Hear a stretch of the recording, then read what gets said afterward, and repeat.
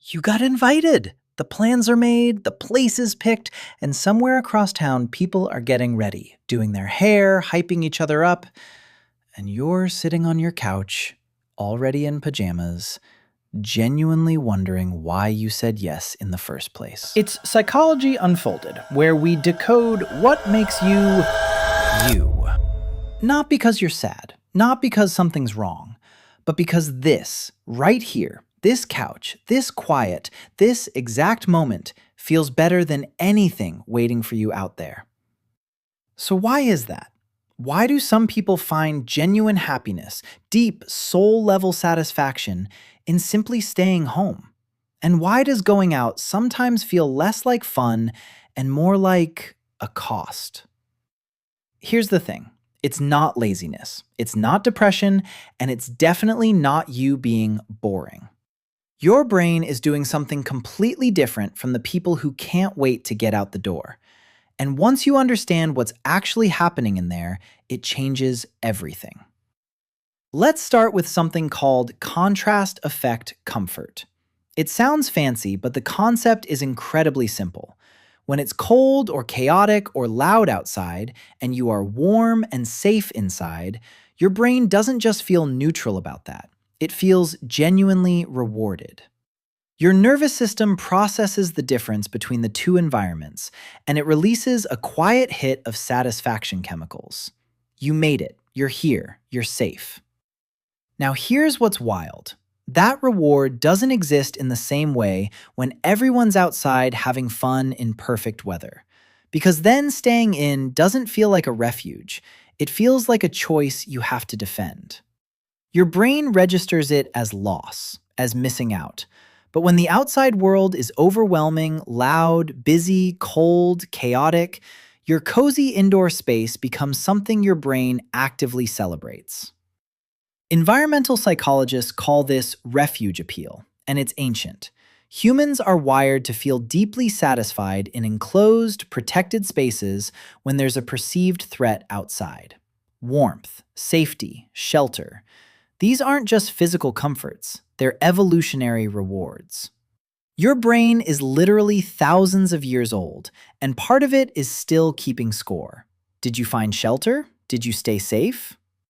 And when you're wrapped in a blanket while it's raining outside, that ancient part of your brain throws a little party. You did it. You survived another day. But there's more going on than just comfort. Let's talk about how your brain actually processes stimulation, because this is where it gets really interesting. There's a concept in neuroscience called sensory processing sensitivity. About 15 to 20% of the population has a nervous system that processes incoming information more deeply than average, more thoroughly, more completely. Every sound, every face, every shift in the room's energy, it all gets registered, filed, and cross-referenced.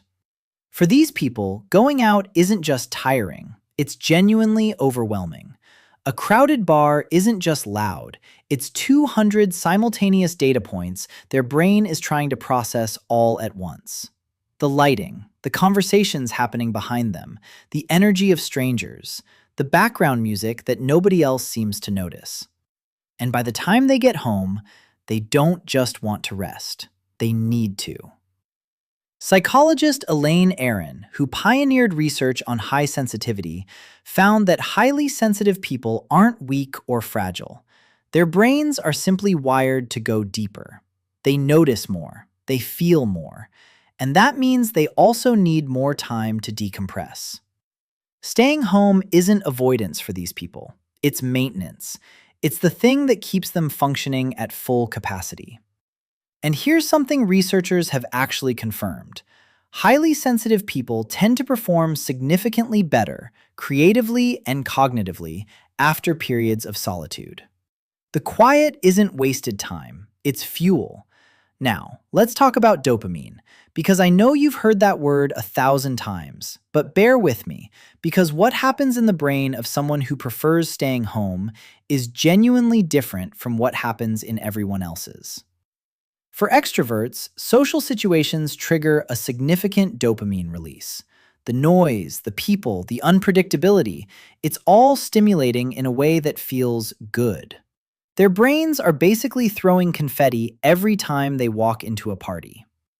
But for people who are wired toward introversion or high sensitivity, that same environment doesn't hit the same way. Their dopamine system reaches its optimal level much faster. And once you're overstimulated, more stimulation doesn't feel like reward anymore. It feels like pressure. Instead, their brains run heavily on a different neurochemical called acetylcholine. And acetylcholine rewards things like deep focus, quiet reflection, being alone with your thoughts, reading, creating, just existing without performance. So when you're home, doing nothing by the world's standards, your brain is actually in its ideal chemical state. You're not escaping life. You're finally living in the conditions your brain was built for. Here's something nobody really talks about. Going out has a hidden cost that most people never calculate.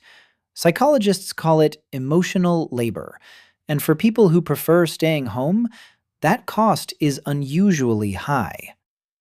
Think about what actually happens when you go out. You're not just present, you're performing.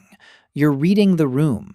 You're laughing at the right moments. You're tracking 5 conversations at once and figuring out where you fit into each one.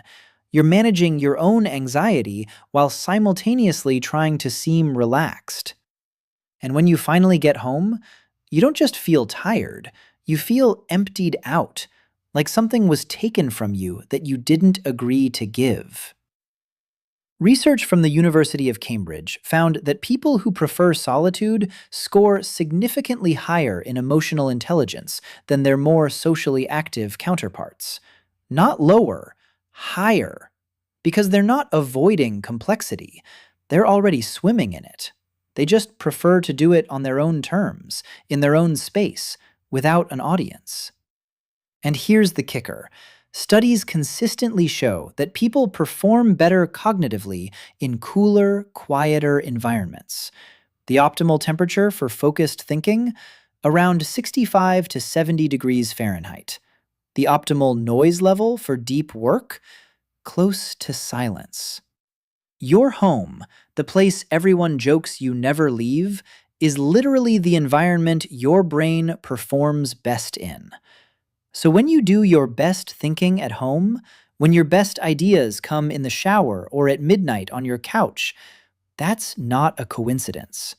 That's your brain finally having the conditions it needs to operate without interference. There's one more thing, and this one hits different. For a lot of people who love staying home, it's not just about comfort or stimulation levels. It's about authenticity.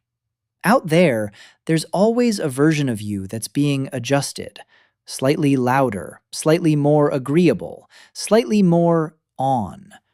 At home, that version clocks out. You don't have to be anything. You don't have to perform wellness or happiness or social ease. You can just be exactly as you are, messy thoughts and all. So the next time someone asks why you didn't come out, why you canceled, why you'd rather be home, you don't owe them a complicated answer. Your brain isn't broken. It's not unsociable. It's not giving up on life.